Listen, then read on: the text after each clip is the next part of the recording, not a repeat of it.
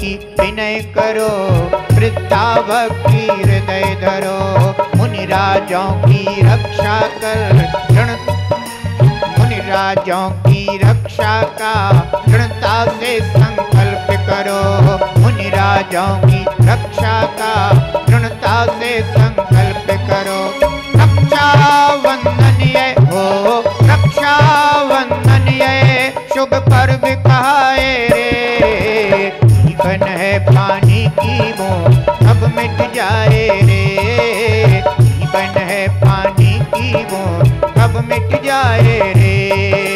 होनी अनहोनी हो, होनी अनहोनी कब क्या घट जाए रे, जीवन है पानी की बूंद कब मिट जाए रे, जीवन है पानी की बूंद कब मिट जाए रे, जीवन है पानी की बूंद कब मिट जाए रे, जीवन है पानी की बूंद कब मिट जाए रे।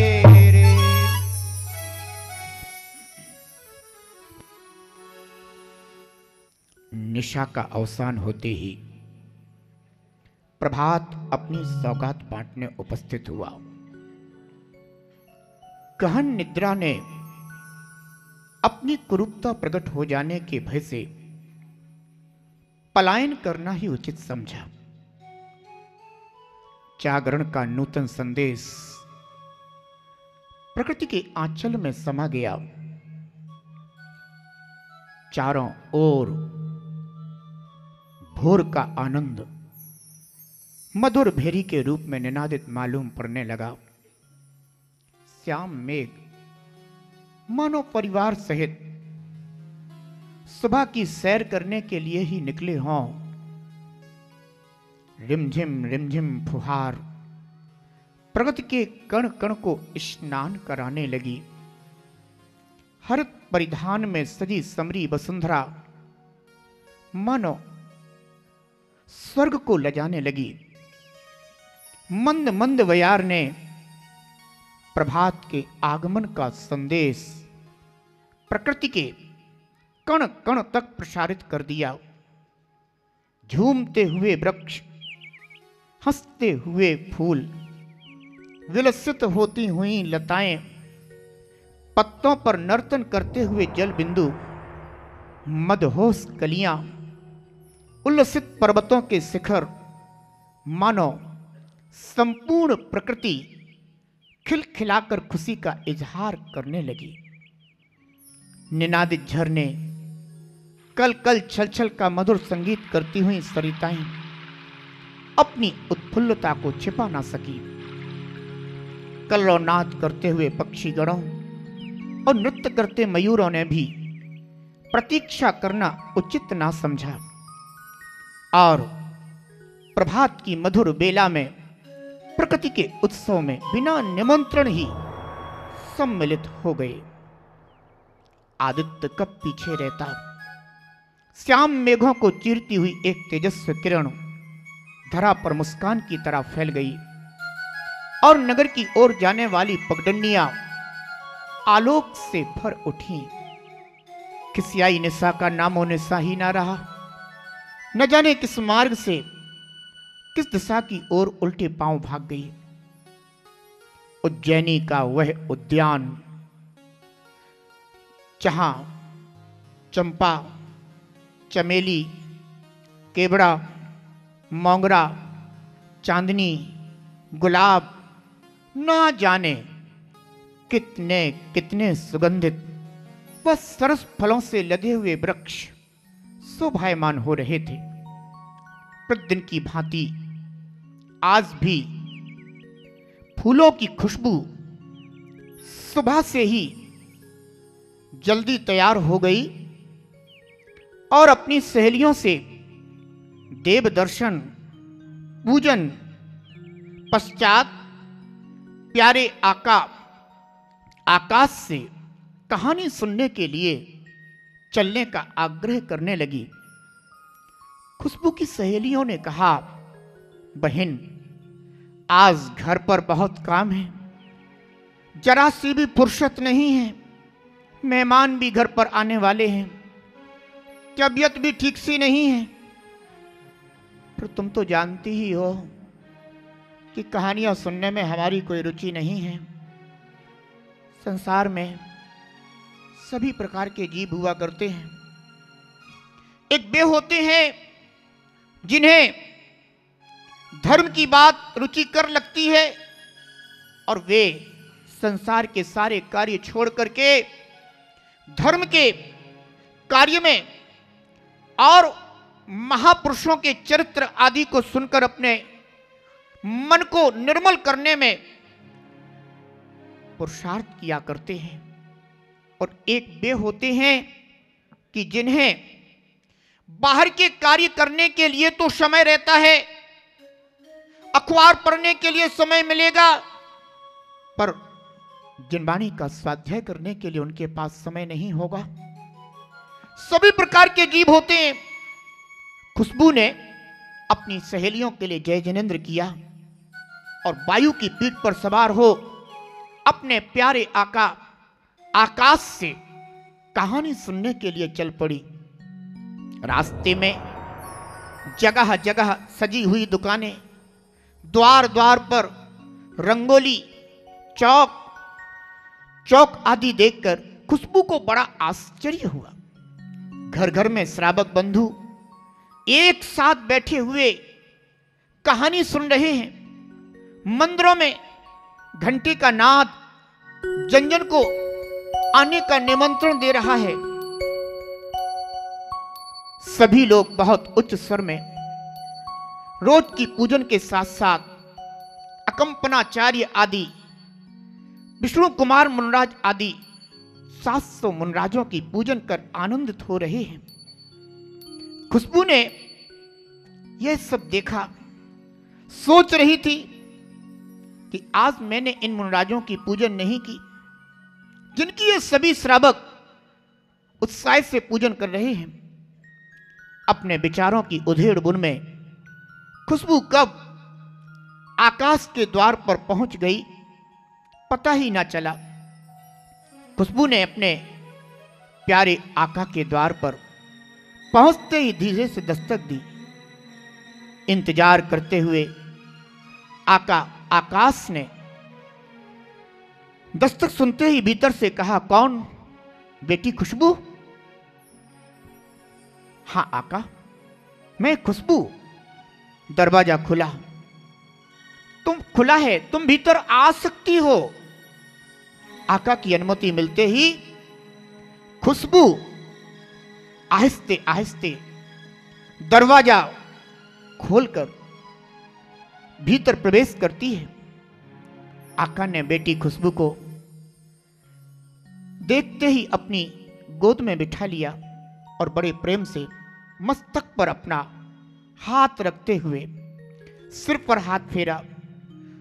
थोड़ी देर मौन रहने के बाद आका ने कहा, बेटी खुशबू, आज तुमने इतनी देर कैसे कर दी? खुशबू ने कहा, आका, मैं घर से चली थी, लेकिन रास्ते में मैंने रंग बिरंगी सजी हुई दुकानें देखी, द्वार द्वार पर चौक रंगोलियां देखी, घर में लोगों को कहानियां सुनते हुए देखा, मंदिरों में अकंपनाचार्य आदि की पूजन करते हुए सुना, इसलिए कुछ देर हो गई। पृथ्वी लोक पर यह कौन सा उत्सव चल रहा है, कौन सा त्योहार है, ये कौन सी कहानियां सभी लोग सुन रहे हैं? आका ने कहा, बेटा, आज रक्षाबंधन पर्व का दिन है। सभी लोग विष्णु कुमार मुनि जिनके द्वारा अकंपनाचार्य के उपसर्ग का निवारण हुआ था, उस कथानक को सुन रहे हैं।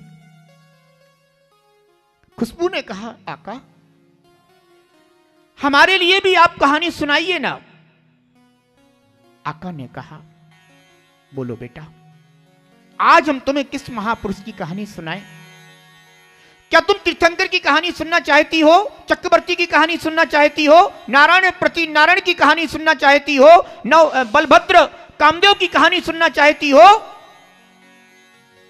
मांडलिक, महामांडलिक, राजाओं की कहानी सुनना चाहती हो, आज तुम जिस महापुरुष की कहानी सुनना चाहोगी मैं तुम्हें जरूर सुनाऊंगा।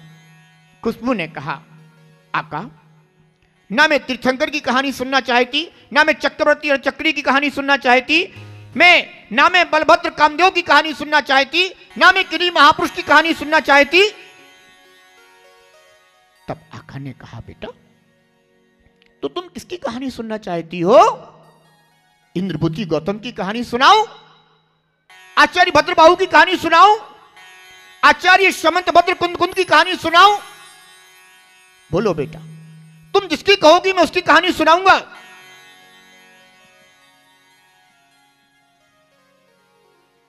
खुशबू ने कहा, आका, मैं इनमें से किसी की भी कहानी सुनना नहीं चाहती।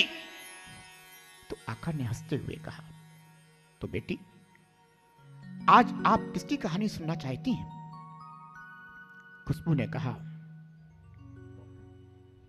मैं प्यारे आका, आज मैं वह कहानी सुनना चाहती हूं जो इस पृथ्वी लोक पर बैठे हुए सभी लोग कहानी सुन रहे हैं। जैसे ही आका ने यह सुना, रक्षा बंधन की कहानी, सारे शरीर में बिजली सी कौंध गई, सारा शरीर क्षण भर को कांप गया। ओहो, एक अतीत की पीड़ा अंतस में अनुभव में आने लगी और देखते ही देखते आका की आंखों से अश्रुधारा बहने लगी। खुशबू ने कहा, आका क्या बात हो गई? मैंने कुछ गलत कह दिया? वे उनके आंसुओं को पहुंचती हुई बोली, आका मुझे क्षमा कीजिएगा, मुझसे कोई गलती हो गई। आका ने कहा, नहीं बेटा, कुछ नहीं।